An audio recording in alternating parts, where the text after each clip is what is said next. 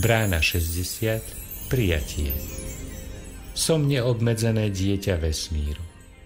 Ak prijímam inšpiráciu, dôverujem a viem, že schopnosť priviesť túto inšpiráciu do formy je v mojich rukách. Inšpirácia a manifestácia prebiehajú súčasne.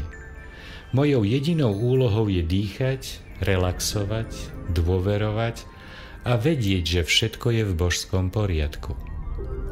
Mojou úlohou je venovať pozornosť správam, ktoré posiela vesmír a jednoducho nasledovať svoju stratégiu.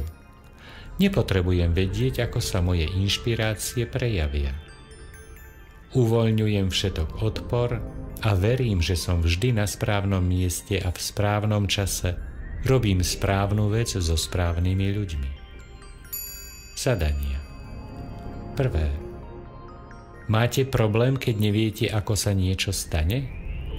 Ako to obmedzuje vašu schopnosť tvoriť?